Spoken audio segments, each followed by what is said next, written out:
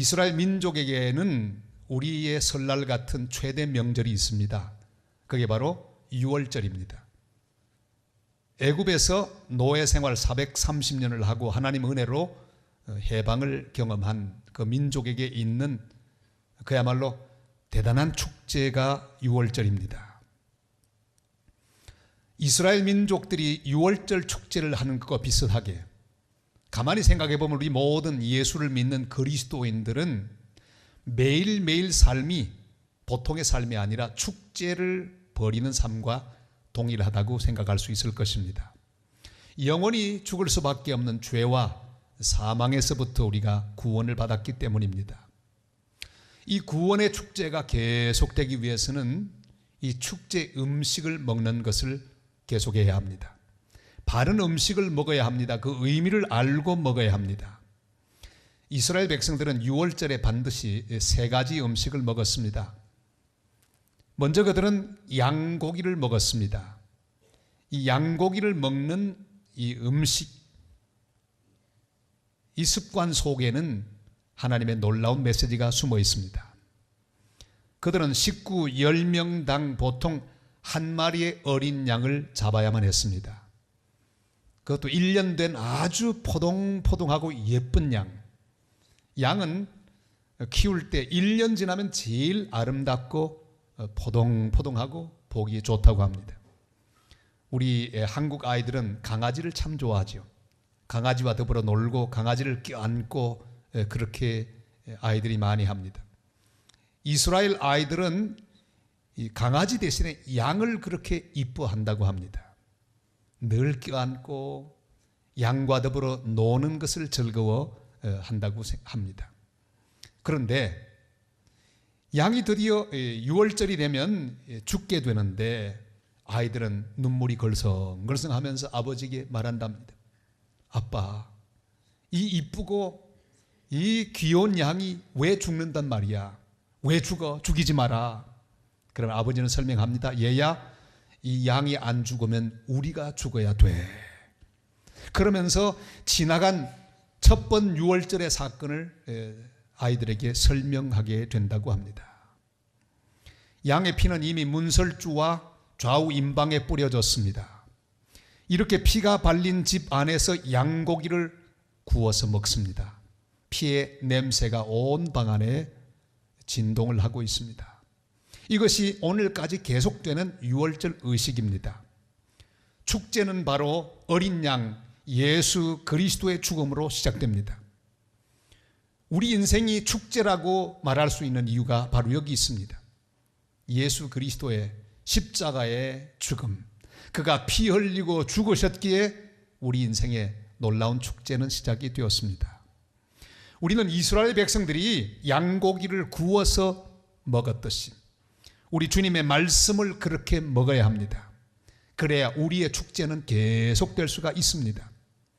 십자가 위에서 자신의 살을 내어놓으시고 피를 다 우리를 위해 뿌려주신 우리 주님 예수 그리스도는 오늘도 계속해서 우리에게 말씀으로 음식이 되시기를 원하고 계십니다. 요한복음 6장 53절로 55절 이렇게 말씀하죠. 다 같이요. 예수께서 이르시되 내가 진실로 진실로 너희에게 이르노니 인자의 살을 먹지 아니하고 인자의 피를 마시지 아니하면 너희 속에 생명이 없느니라. 내 살을 먹고 내 피를 마시는 자는 영생을 가졌고 마지막 날에 내가 그를 다시 살리리니 내 살은 참된 양식이요 내 피는 참된 음료로다. 아멘. 그렇습니다. 우리는 나를 위해 피 흘리신 예수 그리스도를 양고기 먹듯이 믿음으로 그렇게 받아들여야 합니다. 그리고 지금도 살아서 말씀하시는 주님의 말씀을 믿음으로 먹어야 합니다. 오늘 이 시간 우리는 지금 양고기를 먹고 있습니다. 어린 양 예수 그리스도 그분의 말씀을 먹고 있습니다. 이거 잘 먹어야 이번 한 주일 동안의 축제도 계속될 줄로 믿습니다. 자, 그런데 성도들이 좋아하는 부분의 말씀이 있습니다. 마치 일정한 부분의 살을 좋아하듯이. 그런데 주님은 말씀합니다. 모든 양고기를 먹되 내장까지 콩팥까지 불에 다 구워서 먹어라, 그렇게 말씀하죠. 남김없이 편식하지 말고 모든 부분을 골고루 다 먹으라고, 받아들이라고 하는 주님의 말씀입니다. 저도 설교를 오래 했기 때문에 어떤 설교를 성도들이 좋아하는지 다 알고 있습니다. 그러나 그것만 전하면 저는 설교자가 아닙니다. 주님이 말씀하시는 모든 것을 전해야 합니다. 싫어해도 영양가가 있다면 그 말씀을 전해야 합니다. 재미없는 부분도 전해야 합니다. 딱딱한 부분도 전해야 합니다. 가슴을 찌르는 부분도 전해야 합니다. 그래야 온전한 하나님 말씀이 될 수 있기 때문입니다. 그래서 주님은 말씀합니다. 다 구워서 남기지 말고 먹으라고 말씀합니다. 허리에 띠를 띠고 발에 신을 신고 손에 지팡이를 잡고 급히 먹으라고 말씀하시는 주님. 우리는 하나님 말씀을 들을 때 바로 이 순간 그대로 내 삶에 적용할 결심을 하며 순종하는 마음으로 말씀을 들어야 합니다. 이 말씀은 지식을 더하는 말씀이 아닙니다. 말씀을 급히 먹고 바로 내 삶 속에 적용하고 바꿀 것은 바꾸고 잘라버릴 것은 잘라버리는 결단이 있는 그런 귀한 하나님의 백성들이 됐을 수 있기를 바랍니다. 9절로 11절이 그 말씀을 하죠. 한번 보시겠습니다. 날 것으로나 물에 삶아서 먹지 말고 머리와 다리와 내장을 다 불에 구워 먹고 아침까지 남겨두지 말며 아침까지 남은 것은 곧 불사르라. 너희는 그것을 이렇게 먹을지니 허리에 띠를 띠고 발에 신을 신고 손에 지팡이를 잡고 급히 먹으라. 이것이 여호와의 유월절이니라. 아멘. 어린 양 예수 그리스도의 말씀을 먹는 일보다 더 중요한 일은 없습니다. 더 급한 일은 없습니다. 우리는 하나님의 거룩한 어린 양 예수 그리스도, 그분으로 살 수 있습니다. 그분의 말씀으로 공급받고 그분의 거룩한 말씀이 내 삶을 채울 때만 참 기쁨이 있고 만족이 있는 잔치와 축제는 계속될 수 있을 것입니다. 사랑하는 성도 여러분, 그렇습니다. 말씀은 먹는 자에게 힘이 생기고 변화가 생기고 또한 역사가 나타나는 놀라운 능력입니다. 날마다 말씀의 양고기를 잘 구워서 드시고 그 말씀으로 힘을 얻으며 기쁨을 얻고 소망을 얻어 축제가 계속되게 하는 복된 하나님의 백성들 다 되시기를 주님의 이름으로 축원합니다. 양고기를 먹는데, 구워서 먹는데 그냥 먹지 말고 반드시 무교병과 함께 먹으라고 말씀하고 계십니다. 무교병이라고 하는 것은 누룩 없는 떡입니다. 다시 말하면 이스터, 다른 말로는 베이킹 파우더, 집어넣으면 가루가 부풀어 오르는 그 누룩 없는 급하게 만들어 먹는 떡을 먹도록 명령하셨습니다. 왜 그런가 하니 급하게 떠나야 했기에 누룩을 넣어 부풀릴 시간이 없었습니다. 더 깊은 의미가 이 사실 가운데 있습니다. 진정한 그리스도의 삶의 축제는 누룩 없는 떡을 먹을 때만 가능하기 때문입니다. 누룩이 무엇입니까? 가루에 들어가서 가루를 마구 부풀어 오르게 하는 물질이기 때문입니다. 우리는 이 세상 속에 살면서 세상의 가치관, 세상의 쾌락, 세상의 죄악, 세상의 헛된 여러 가지 요소들이 우리 속에 들어와 나도 모르게 세상의 영향을 받으면서 죄악의 영향력 속에서 내 삶이 변하고 마음이 변하는 것들을 경험할 수 있기 때문입니다. 그 주님 우리에게 말씀합니다. 고린도전서 5장 7절로 8절 말씀 다 같이요. 너희는 누룩 없는 자인데 새 덩어리가 되기 위하여 묵은 누룩을 내어버리라. 우리의 유월절 양 곧 그리스도께서 희생되셨느니라. 이러므로 우리가 명절을 지키되 묵은 누룩으로도 말고 악하고 악의에 찬 누룩으로도 말고 누룩이 없이 오직 순전함과 진실함의 떡으로 하자. 아멘. 하나님 왜 이스라엘 백성들을 이 애굽의 종살이에서 광야 땅으로 몰아내셨을까요? 그들은 430년 동안 애굽에 살면서 자기도 모르게 수많은 이 애굽의 누룩의 영향권 속에 살았기 때문입니다. 이 애굽의 수많은 우상들, 자기들도 모르게 섬기는 영향을 받았기 때문입니다. 그래서 10가지 장 대부분은 애굽의 신들을 하나님께서 징벌하시고 하나님만이 참 하나님이심을 보여주시는 놀라운 사건이 아니었습니까? 그들은 430년 동안 잘못된 애굽의 문화에 푹 젖어 있었습니다. 많은 누룩들이 그 속에 있었고 그들을 잘못 부풀어 오르게 만드는 그런 현실이 그들 속에 펼쳐지고 있었습니다. 그들을 몰아내셨습니다. 애굽의 문화, 애굽의 쾌락이 그들을 삼키려고 그들을 향해 이렇게 자꾸만 영향을 미치고 있는 그 가운데 끄집어내셔서 광야 속으로 몰아내셨습니다. 누룩 없는 떡이 되시는 여호와 하나님을 맛보고 그 맛으로 만족할 때까지 그들은 훈련받았습니다. 주님을 맛보고 그 맛을 참으로 감사하며 그 맛으로 만족하는 백성으로 만들기 위하여 주님은 그들을 광야 가운데 헤매게 하셨습니다. 모든 누룩을 제거하는 훈련을 받았습니다. 애굽의 모든 누룩들을 제거하는 훈련을 40년 동안이나 받지 않으면 안 됐습니다. 여러분, 누룩 넣어 만든 떡은 아주 모양도 화려하고 잘 부풀어 올라서 먹음직스럽습니다. 그리고 맛도 아주 좋은 것처럼 느껴집니다. 누룩이 그렇게 부풀려 놓았습니다. 다른 말로 하면 진짜가 아닙니다. 진짜 모습이 아닙니다. 부풀려진 모습, 진짜 맛이 아닙니다. 부풀려진 맛입니다. 오늘 우리는 너무 많은 세상의 문화, 죄악의 누룩에 부풀려져서 참된 은혜의 맛, 예수 그리스도의 맛, 말씀의 맛, 사랑의 맛, 주님이 주신 참된 평화의 맛, 기쁨의 맛을 모르고 살 때가 한두 번이 아닙니다. 사랑의 기적이라고 하는 영화가 있습니다. 한 의사의 실화인데 뇌염 후유증으로 그만 온몸이 마비가 되고 깊은 잠 속에 빠지는 그 환자를 깨워내는 그런 스토리입니다. 그 의사가 사랑으로 접근하여 기어이 30년 동안 움직임 없이 숨만 쉬고 살던 사람을 살려내었습니다. 깨어냈습니다. 이 사람은 드디어 움직이면서 말하게 되었고 또한 걷게 되었습니다. 이것저것을 다 보면서 너무나 감격했습니다.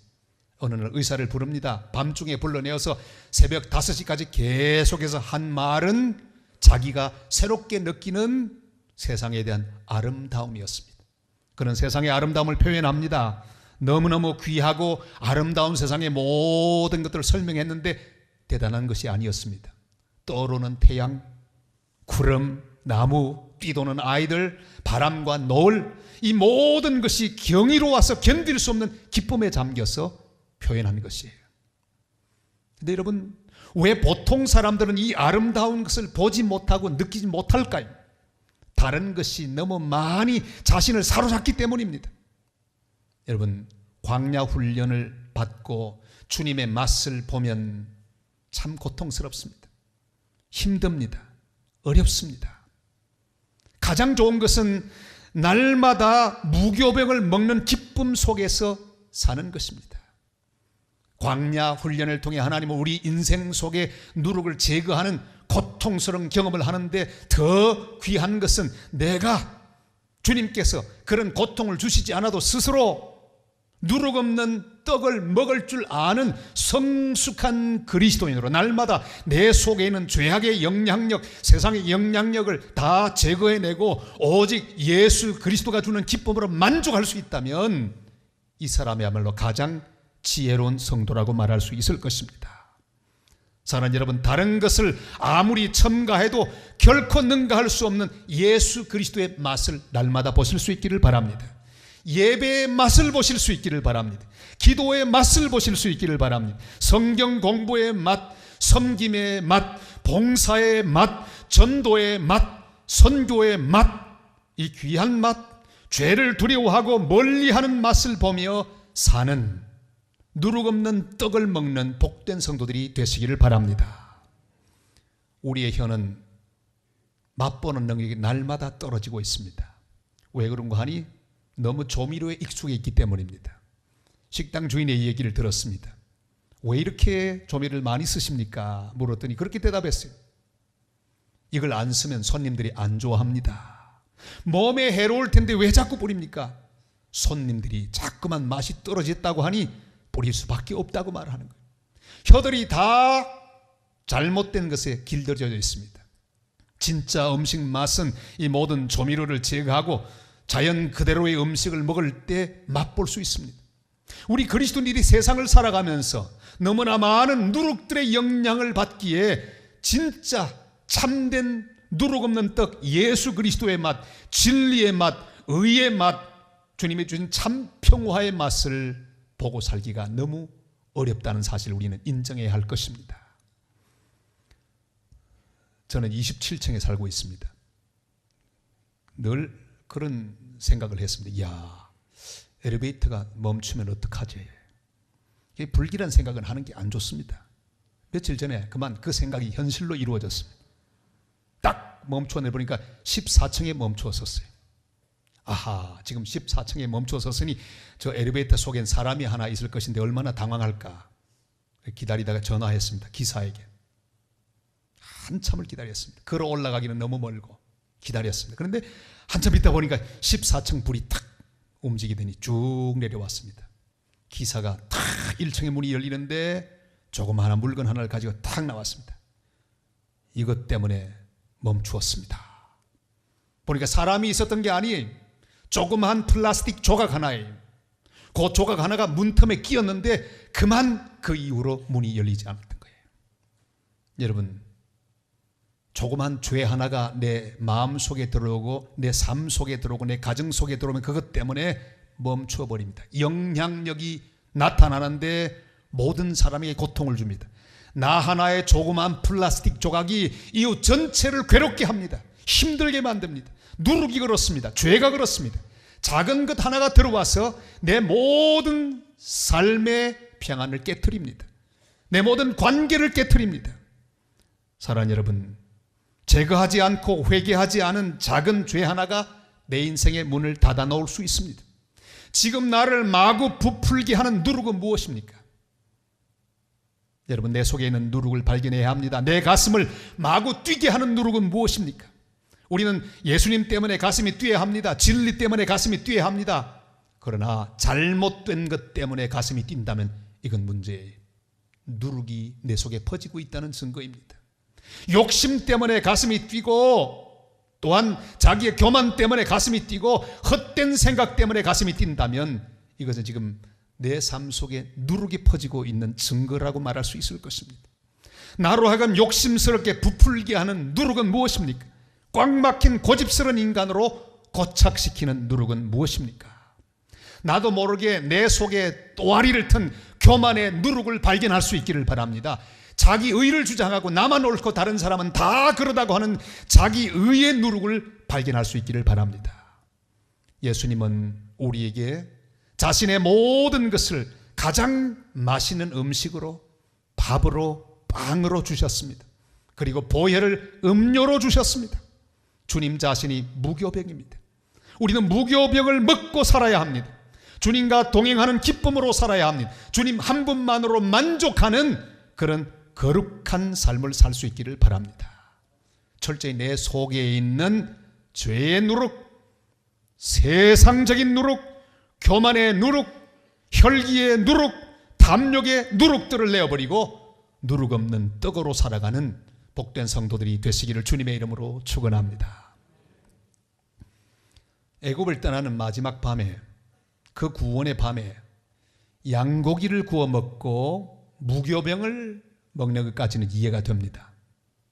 그런데 왜 쓴 나물을 먹게 하실까요?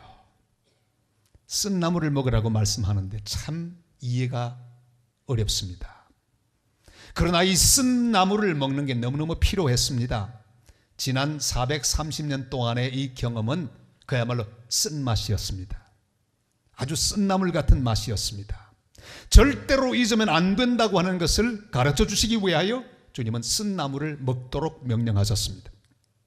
왜냐하면 이제부터 시작되는 길고 긴 출애굽의 여정에서 맛보는 어떤 맛도 쓴맛이 아닌 것을 그들이 알아야 했습니다.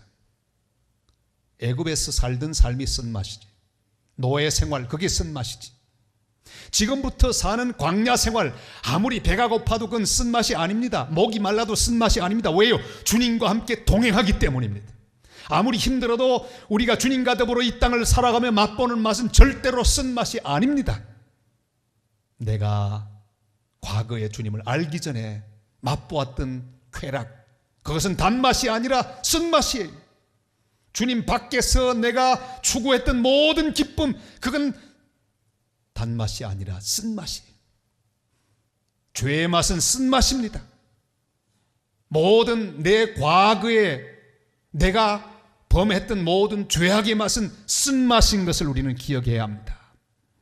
사랑하는 여러분, 그럼에도 불구하고 이스라엘 백성은 쓴맛과 단맛을 혼돈했습니다. 신광야에서 배고플 때 그들은 불평합니다. 쓴맛과 단맛을 혼돈하면서 불평합니다. 차라리 애굽에 종살이 할 때가 좋았다.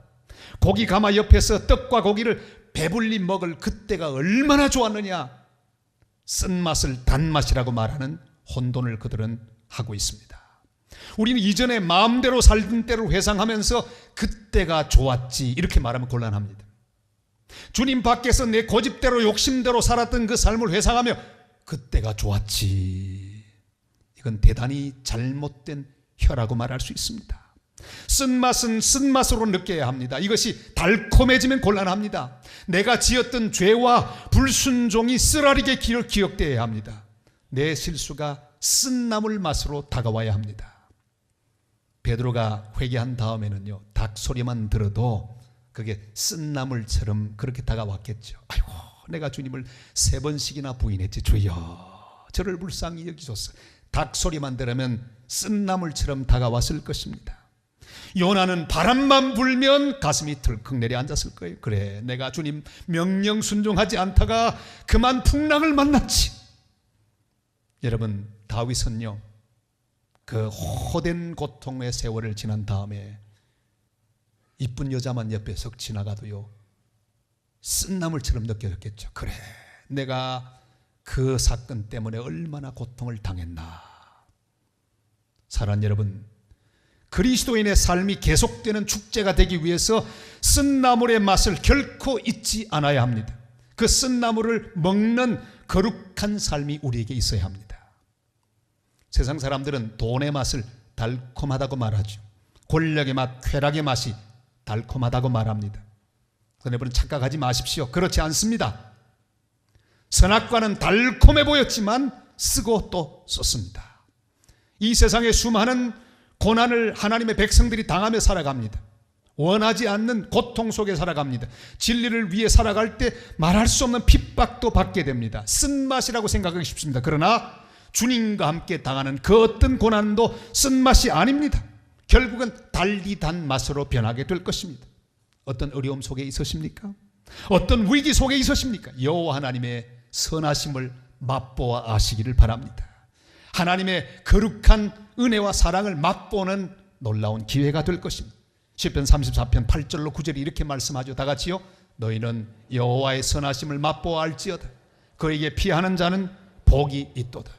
너희 성도들아 여호와를 경외하라. 그를 경외하는 자에게는 부족함이 없도다. 아멘.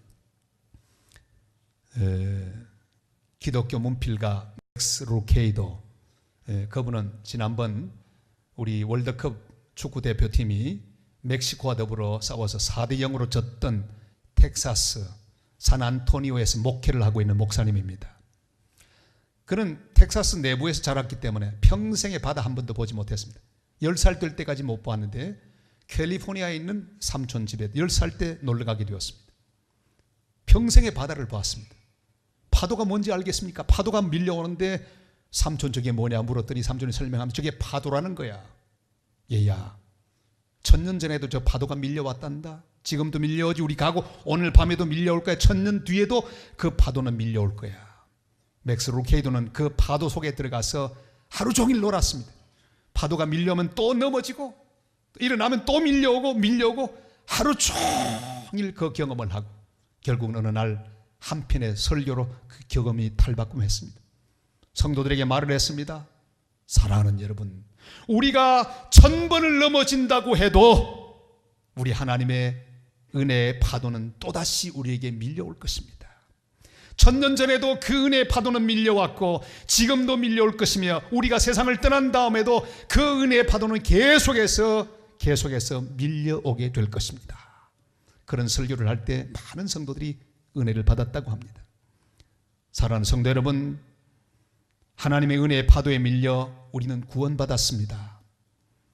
십자가, 갈보리 십자가의 보혈의 은총으로 우리가 구원받았음을 한시도 잊지 말고 주님의 말씀으로 살아가시기를 바랍니다. 양고기를 구워서 먹는 하나님 백성들이 되시기를 바랍니다. 말씀을 사모하는 백성들이 되시기를 바랍니다. 오직 예수 그리스도의 은혜와 사랑으로만 살아갈 수 있도록 누룩없는 떡을 드시는 성도들이 되시기를 바랍니다. 우리를 어떤 죄악에서 건져주셨는지를 잊지 말고 늘 쓴나물을 먹으면서 주님의 은혜 속에 살아가는 복된 성도들 다 되시기를 주님의 이름으로 축원합니다.